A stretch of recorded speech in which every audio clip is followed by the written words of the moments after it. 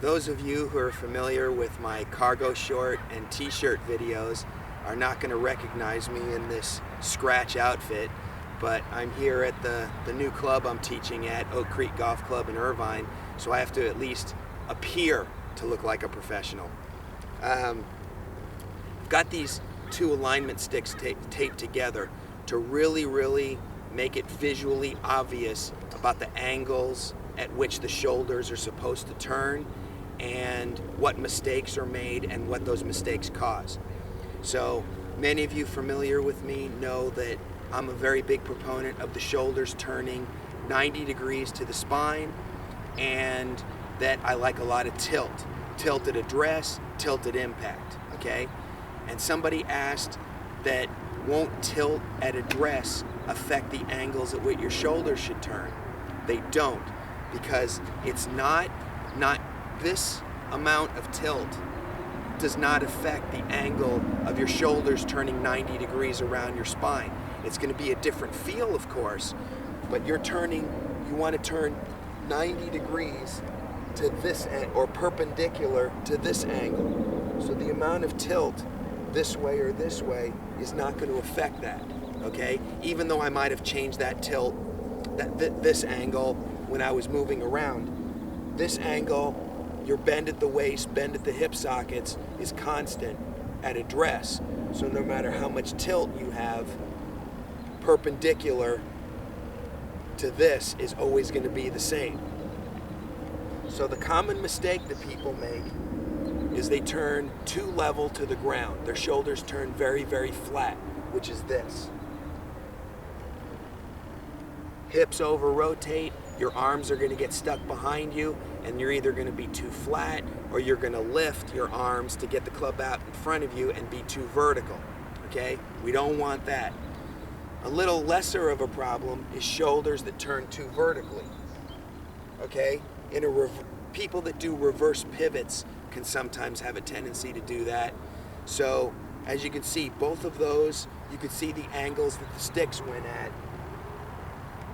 Level to the ground, too vertical, very severe angles to hit the golf ball from.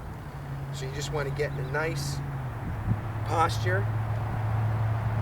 See how the sticks, I don't have a club in my hand, so I don't quite know where I'm going, so hopefully it's close to 90 degrees to my spine. You see how my left shoulder goes up, okay? Or excuse me, my left shoulder goes down and my right shoulder goes up. And generally speaking, it doesn't have to be perfect, but generally speaking, you're going to be bent over in relation to where the ball is, the length of the club, etc., etc., etc. Your shoulder turn is going to very closely match with these sticks pointing at the golf ball, both back and through, okay? Especially through, okay? The easiest way to keep your shoulders on a 90-degree plane to your spine is to have that right shoulder, even from, let's say I turn too flat, if I can get my right shoulder turning at the golf ball, that can correct a lot of issues. So 90 degrees around the spine. If you want to see some of the common mistakes that are made, okay, if you turn too flat, okay, there's no way you can go on that same plane because you'd completely miss the ball. So the two choices are over the top with a high shoulder, or a right shoulder that goes down too far and not at the golf ball and crashes into your right hip. All those making flat shoulder turns and trying too hard to come from the inside get this problem. And as you can see, that causes the dreaded early extension. Shoulder turning too vertically, okay? So even from a flat shoulder turn, it's going to feel a little bit over the top, but if you can get that right shoulder moving at the ball, even though it is slightly over the top, it's going to line you up a lot better than crashing yourself into your hip and getting early extension. But now on to the most better players. most good players will have a nice shoulder turn going back. And that's this, okay? Nice shoulder turn going back. Now, here's where tilt at address and tilt at impact is so important. If you don't have enough tilt at address, a 90-degree shoulder turn around the spine is going to be an over-the-top move, okay? Nobody wants that. So a lot of really good players that don't start with enough tilt at address will rotate away, and they don't want to come over the top, so they rotate this way and they get stuck.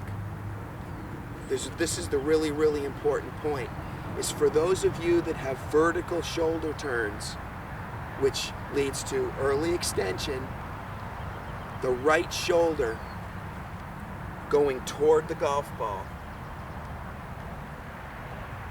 is going to feel very over the top to a lot of you, okay? And here's how you prevent that from being over the top. If you have good posture at address with a little bit of tilt, and you make a nice turn, and your transition has the lower body rotating and going left, and your upper body stays back, that creates tilt behind the ball. And what that does is that gives you room to rotate your right shoulder out and around your spine and toward the ball and still bring the club from the inside. So, to sum things up, 90-degree shoulder turn going away, shift that lower body to the left while keeping the upper body back, creating tilt behind the ball, and that opens you up to rotate the right shoulder down and toward the golf ball. Not down toward the right hip, but down toward the golf ball. And that'll still bring the club from the inside.